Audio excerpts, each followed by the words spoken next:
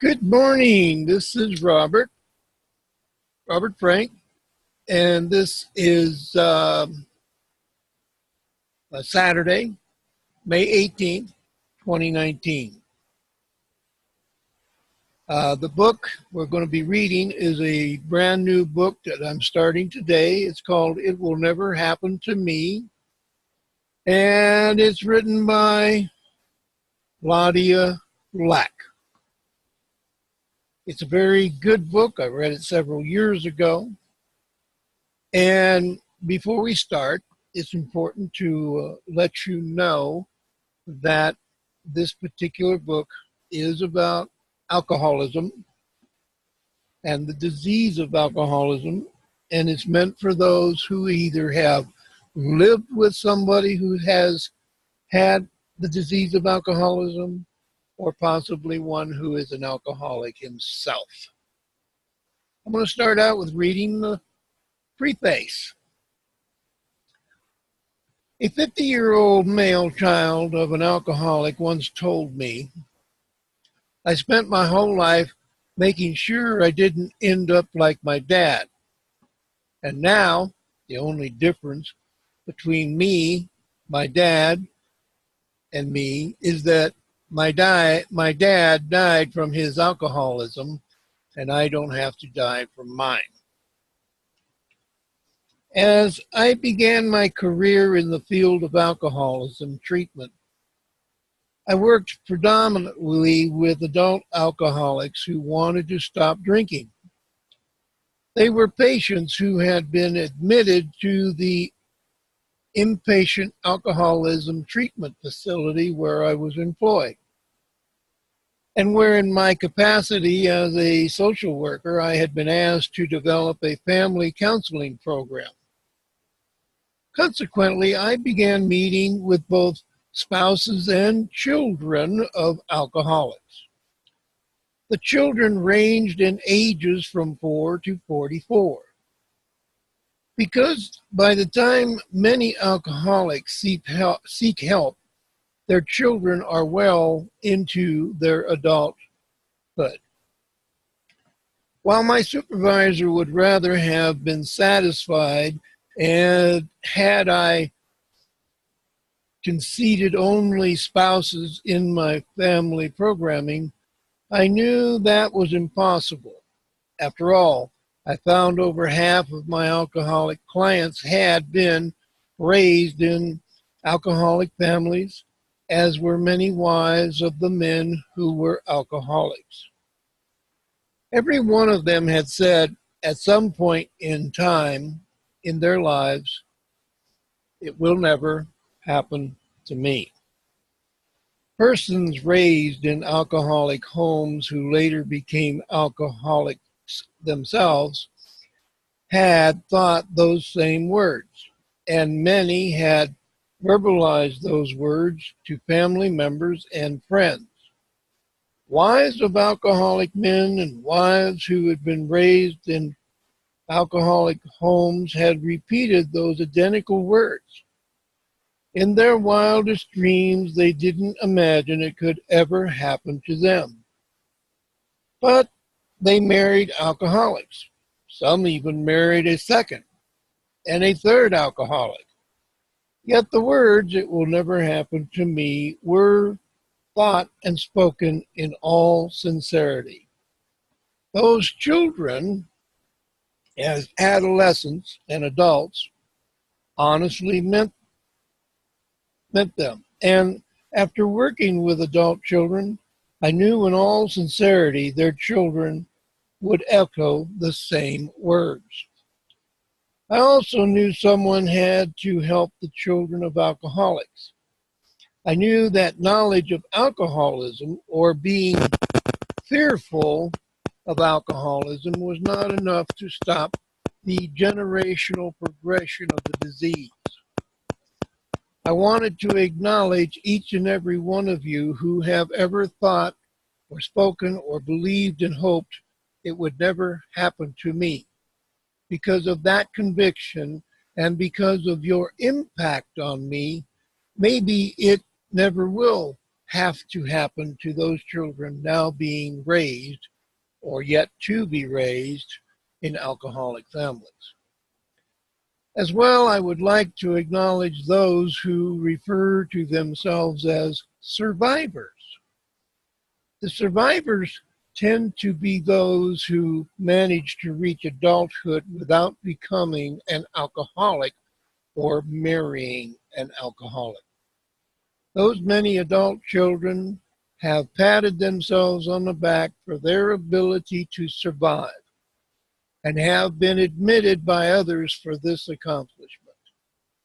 This book is also written with the survivors in mind, because so many of them have realized they deserve more in life than just the ability to survive.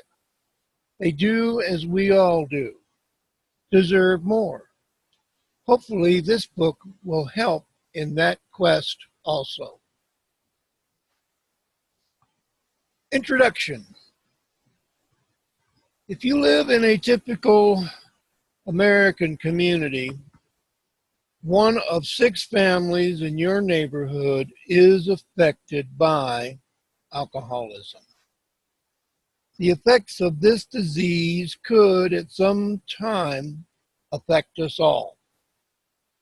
Alcoholism is a disease of unknown origin, which at this writing has no known cure, though it is treatable. It is a disease which knows no distinctions. Housewives, television stars, blue-collar workers, professional people, clergy, physicians, astronauts, and even children are stricken every day. Only 3 to 5% of the alcoholic people in the U.S. are represented by the stereotype Skid Row drinker. The so-called average alcoholic is a man or a woman with family, job, and responsibilities. The alcoholic is a person who, in his drinking, has developed a psychological dependency on the drug alcohol, coupled with a psychological addiction. Alcoholics are people who have experienced a change in tolerance to alcohol and need to drink more to acquire the desired effect. They are people who neither have the ability to consistently control their drinking, nor who can predict their behavior once they start to drink.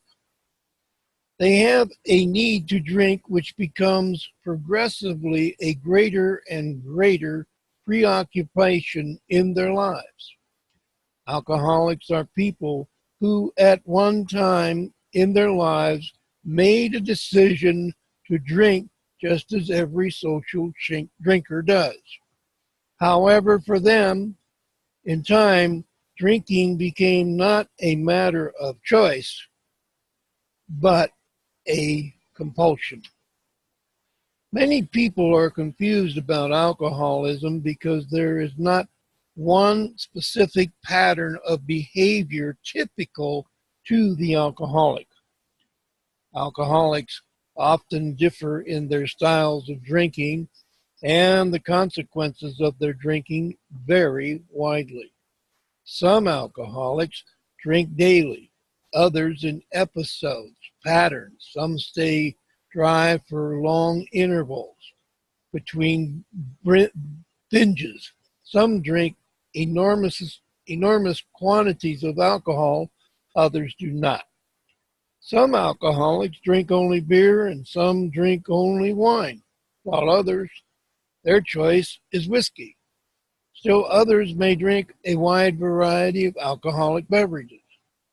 Although alcoholism appears very early in the lives of some people, for others it takes years to develop. Some claim to have started drinking alcoholically from their first drink. Many others report they drank for years before crossing over the invisible line, which separates social drinking from alcoholic drinking. In summary, alcoholics are those persons who are unable with any predictability to control their drinking and or whose drinking causes problems in major areas of their lives.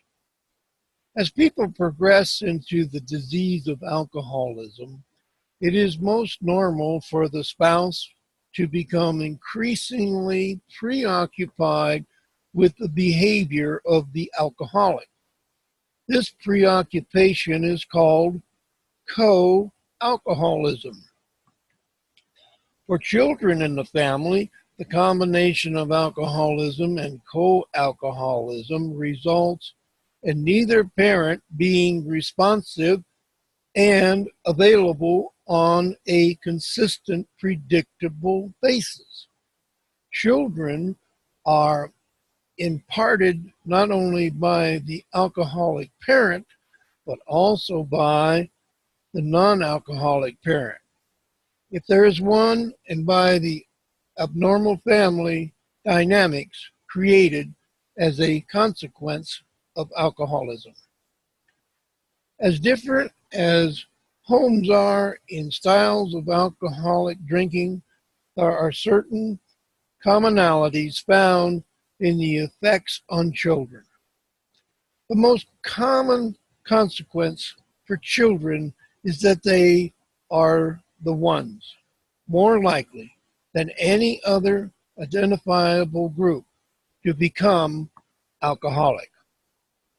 50 to 60% of all alcoholics, a low estimate by the way, have or had at least one alcoholic parent. Alcoholism is a generational disease. A fact receiving more substantial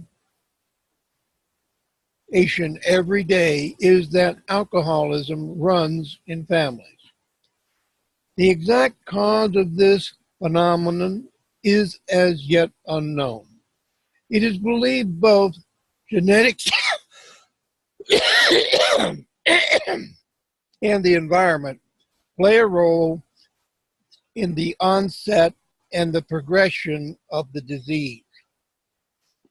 Research indicates alcoholism may be hereditary in that there appears to be a genetic tendency toward the disease. While children of alcoholics are at high risk to become alcoholic, research also demonstrates children of alcoholics are often prone to marry those who are or become alcoholic.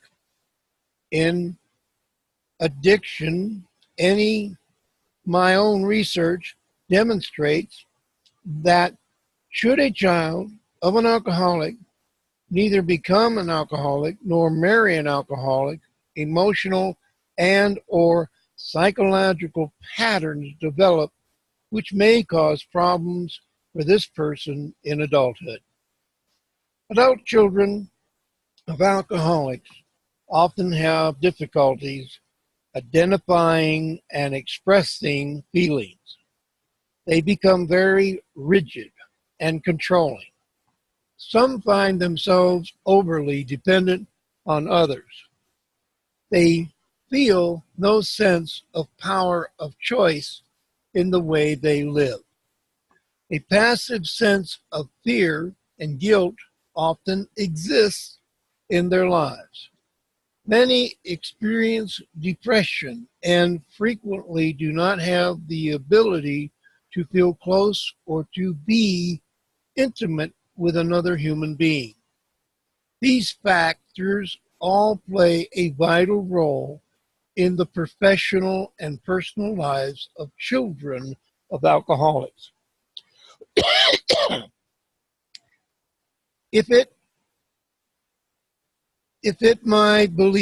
is my belief that while science may someday determine how these children are affected biologically, we can begin to impact the role the environment plays in their lives. While children are growing up in homes affected by alcoholism, they suffer their inactivities and their losses alone. Alone because they don't perceive help and support as being available from their parents or from other significant people. We can become available and we can help. Many readers will find it will never happen to me, a catalyst which provokes a multitude of feelings, many of these feelings painful. I urge you not to keep those feelings inside, but rather share them. The book will explain how to do this. For too long, family members have not talked and have suffered in silence. Now is the time to begin the recovery process. A person does not make a conscious choice about becoming an alcoholic or co-alcoholic. And without the intrusion of alcoholism, he or she would have made other choices. So, as you read to understand, not to feel guilty or at blame. This book is meant to offer understanding and hope for recovery.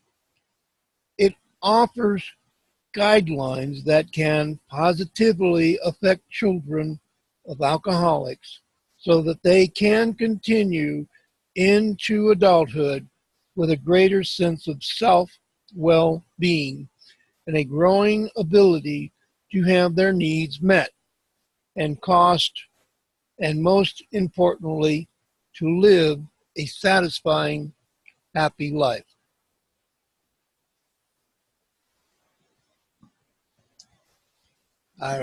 As I read this, I hope everybody that is listening will gain some terrific knowledge from what I'm reading. There are so many out there that, unfortunately, have this disease and may not be aware that something can be done. So I will start out, with chapter 1, and it's called, Vignettes.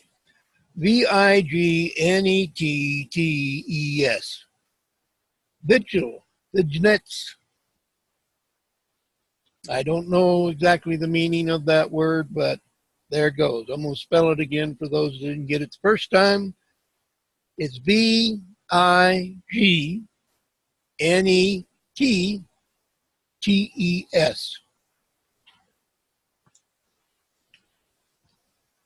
So we will start off with chapter 1. I remember as a boy coming home from school and seeing either the living room or the dining room furniture thrown out of the driveway. It would startle me. Actually, it would blow my mind. My friend thought I would be to get it back into the house before anyone else would see it. Or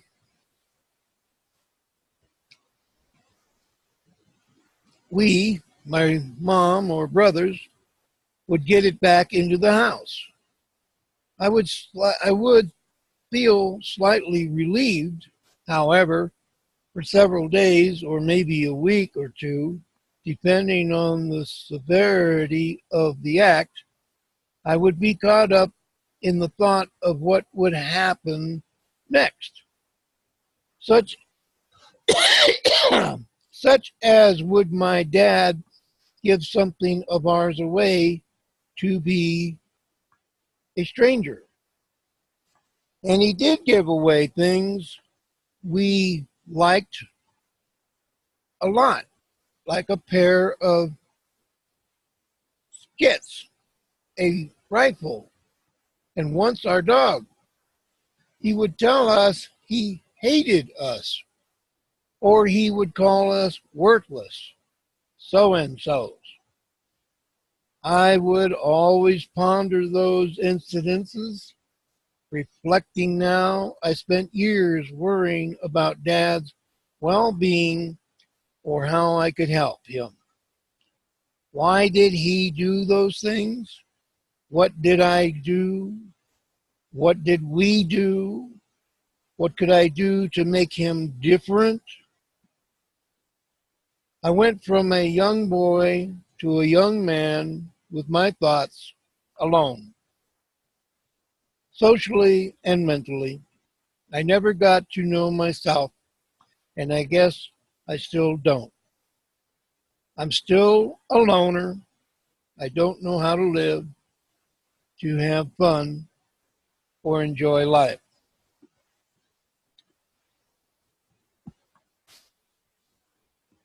That was written by Bill T., adult child, age 34. Next one. My father is an alcoholic. He has never admitted to that fact. He and my mom used to get in lots of fights when I lived at home. The 6 of his kids were used as pawns in their war games. I always wondered why I was causing him to drink. When the fights were going on, hey, there's someone in the room. Hello, Robert. Good morning, good morning. Good afternoon for me. Yeah, I guess it would be, wouldn't it? Yep. So, how are you? I'm doing fine. Busy, busy, busy as usual. And today we started a brand new book, and it's called It Will Never Happen to Me by Claudia Black.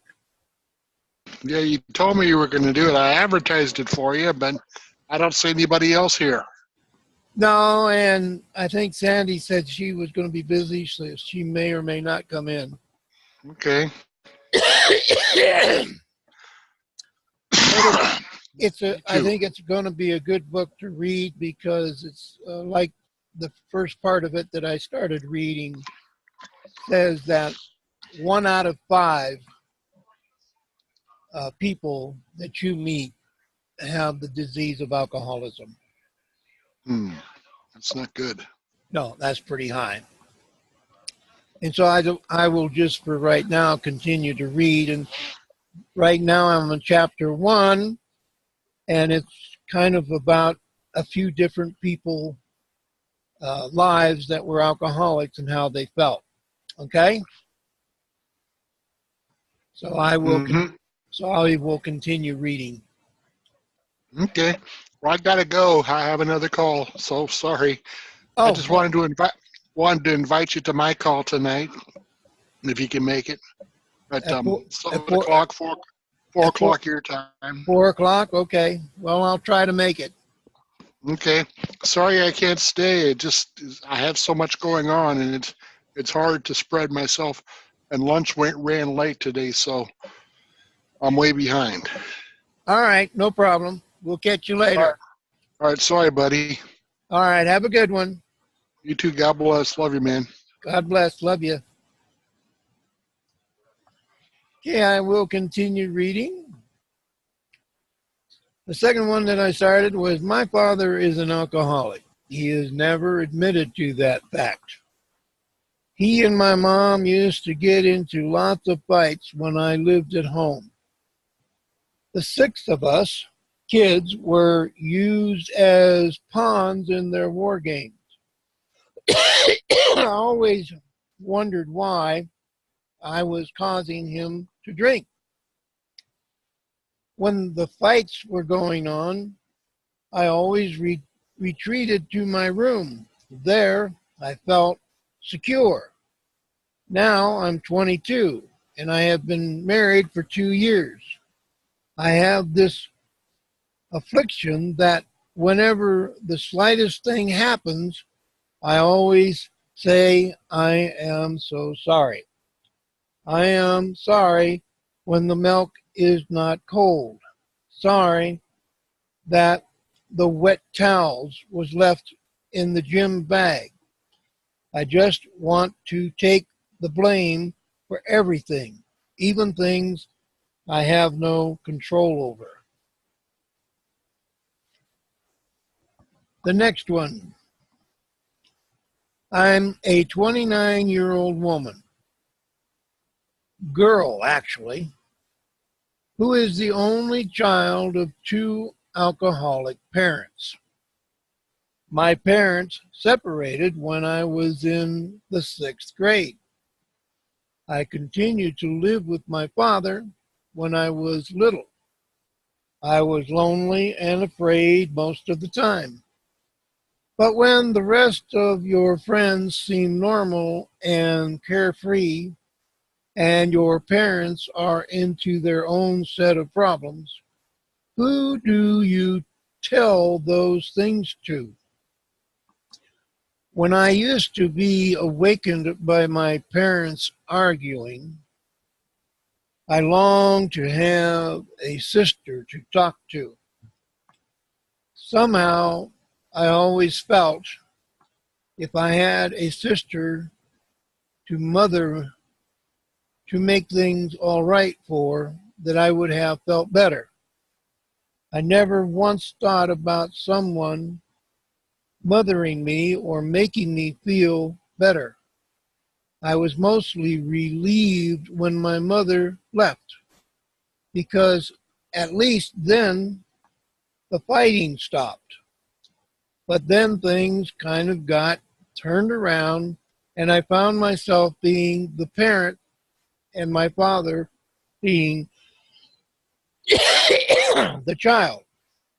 I prided myself on the way I was brought up because I thought it made me strong, independent, and self-reliant. Now that I am older, I am so angry, I feel like screaming at someone. But there is no one left to scream at. My father died in 1970, and at that time, I guess my mother just gave up and proceeded to drink herself to death. Well, now I'm almost 30, and my drinking has increased. I know it, and at the same time, I don't want to stop. I enjoy it.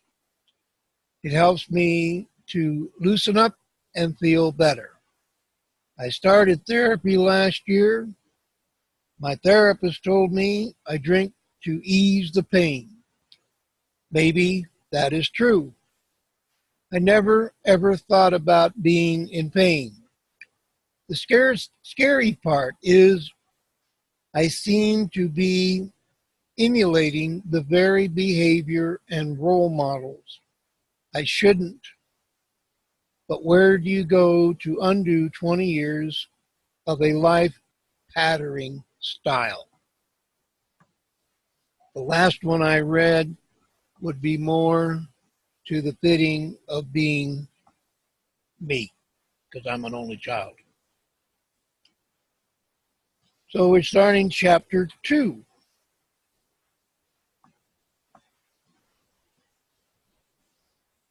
Chapter 2. There are between 28 and 34 million children and adults in America today who are unique. They are unique in that they are more likely than any other identifiable group to become alcoholic. They are the people who grew up or are presently being raised in alcoholic homes. Why are they more likely to become alcoholics or marry an alcoholic? What kind of problems do they face in adulthood as a result of their childhood experiences?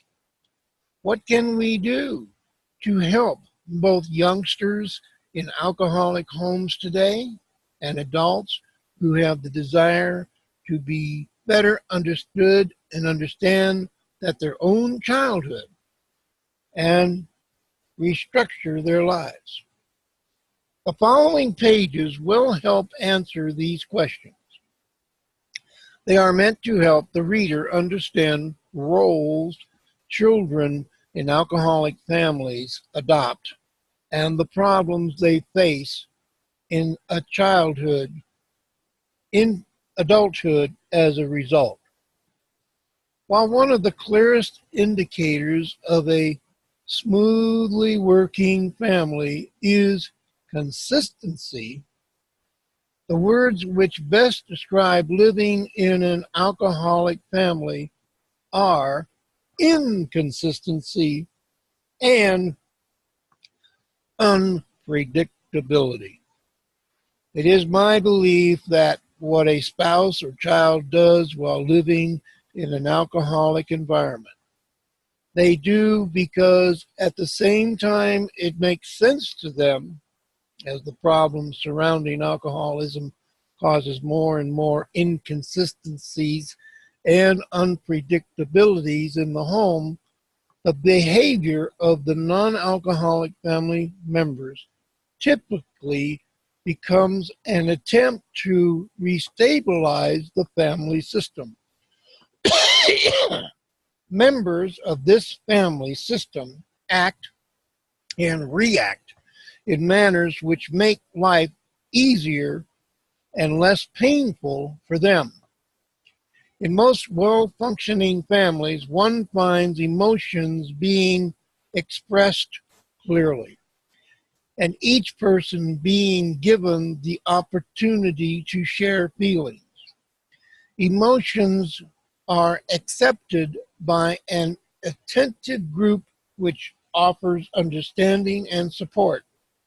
Family members can freely ask for attention and give attention to others in return.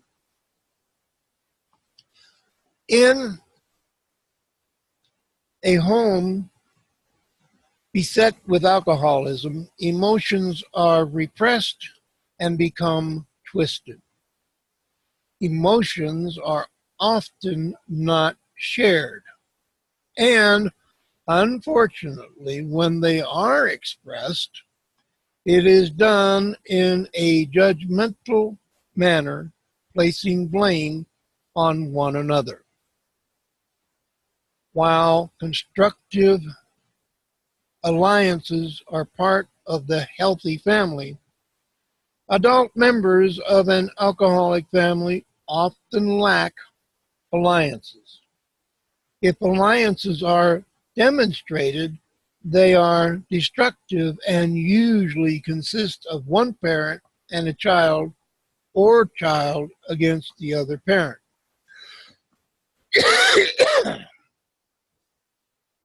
Families have rules which need to be verbalized and to be fair and flexible.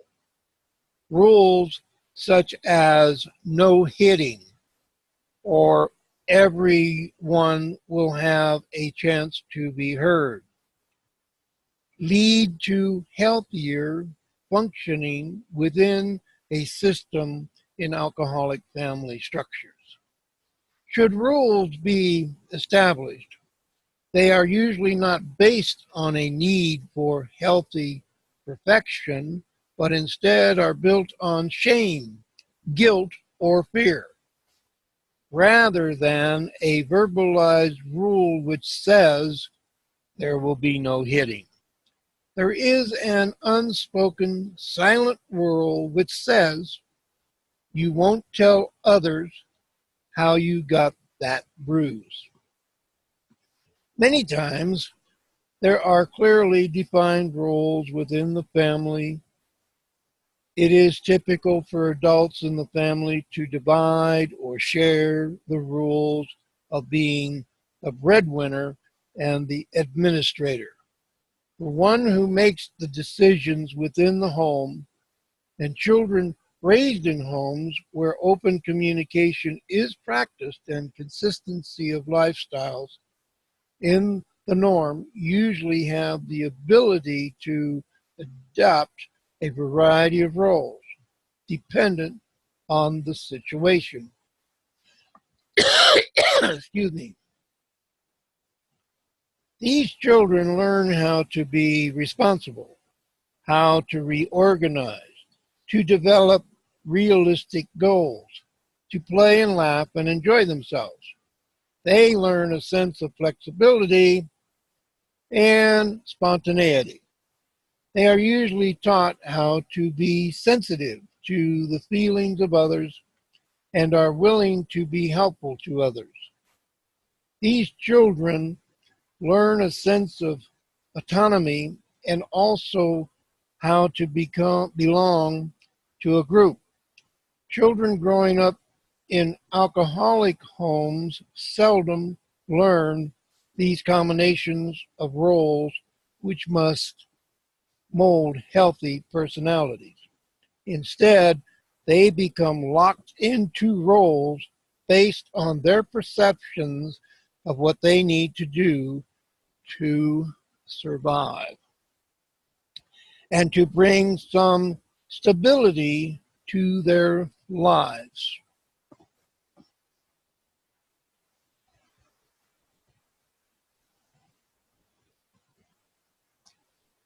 The little cartoon, I don't know if you'll be able to see that. He gets drunk, we get nothing, like a bicycle or anything else. It's written by Kelly, 13. Looking good. Looking good, as I just showed you. Well, working with adult children of alcoholics, I discovered an interesting phenomenon. In their childhood, these particular adults did not live the stereotype of what I had been led to believe was representative of children of alcoholics. These adults were not necessarily the children who developed into runaways, who filled our juvenile justice systems, who were asthmatic or hyperactive, or performed poorly in school, or had low self-images. They weren't always the ones who had adjustment problems, nor were they always the angry ones. The majority of these people indicated instead that they had strong tendencies to appear normal and to be from typical American families. They did not exhibit problematic behavior, and they rarely or never talked about the alcoholism in their primary family. Should you question school counselors, workers, and juvenile justice systems and other helping professionals, they would report contact with a high percentage of children from alcoholic homes. But the descriptions applied more to the youngest known as the acting out child and not to the majority of the children in alcoholic families. I contend most children in alcoholic families are not seen by school counselors, are not addressed in juvenile justice systems, are not treated for asthma or hypersensitivity. While there is a substantial number of traumatic children from alcoholic homes, the majority of these children simply do not draw enough attention to themselves to even be identified as being in need or of special attention. They are a neglected population. If they are busy and look good, they will be ignored. My interest was heightened and began to take a closer look at these adult people raised in adult homes. I was equally interested in those who became alcoholic as adults, those who married alcoholics, and those now adults who did neither. In my work with young children, I found the majority of them tended to adopt one or a combination of the following three roles: the responsibility one, the adjuster, and the place setter. An only or oldest child is most likely to be a very responsible child. This child not only assumes a great deal of responsibility for himself, but does so for other family members as well. This is the child who is 9 years old going on 35, the 12-year-old going on 40. From the onset of alcoholism in the family, this child has been an adult. It is the 7-year-old putting mom to bed, the 9-year-old getting dinner ready every night, the 12-year-old driving dad around because dad's too drunk to drive himself. This role is one in which the child seldom misbehaves, but rather takes on many of the household and parenting responsibilities for the other siblings and very possibly for the parents. Next is the child who is usually not the oldest or the only child, and the one who does not develop the need to be responsible for himself or others. The need is not as great because there is often an older sibling providing the needed structure in the environment. This middle or younger child finds the best role for him to play is that of the adjuster. It is easy to simply follow directions, handle whatever has to be handled, and adjust to the circumstances of whatever has to be handled, and adjust to the circumstances of the day. This coping pattern allows the child to appear more flexible, more spontaneous, and possibly more selfish than others in the home. The third common pattern of a child within this increasingly chaotic home life is that of the placater, the family comforter. It is the child who often tries to make others in the home feel better, as if he is responsible for whatever pain the family is experiencing. The younger is much more sensitive to the other person's feelings and spends much time lessening the intensibility of the pain within the home. The child is a good listener, taking away mom's sadness, brother's fears, sister's embarrassment, and dad's anger. All of these characteristics are ones we can easily find value and typically don't see as destructive. In fact, labeling children with words such as responsible, caring, ability to adjust to crises allows them as adults to pat themselves on the back for having been such good survivors. But in adulthood, these ways of surviving often lead to unhealthy extremes. Such unusual development of coping behavior often results in emotional and psychological deficits. It is understanding those deficits that allows one to understand how survivors end up not surviving, but instead how they are drawn into problem drinking, marrying somebody who becomes alcoholic, or having an unusual number of problems in their adult years. And I'm going to stop there. And we will come back and start with the responsible one. So it's going to go in a little more detail of the 3 types of children that we mentioned. So I find that this book, and I hope you do too, will find this book very interesting. For me, and I'm not afraid to do it, to admit that I am an alcoholic, but I have been free from alcohol for going on something like 25, 26 years. But unfortunately, I did drink from the age of 8 years old all the way up till I was 40. So be it. That's just the way it is. So in that, I'm going to close this day and this reading. And the next reading will be on Tuesday.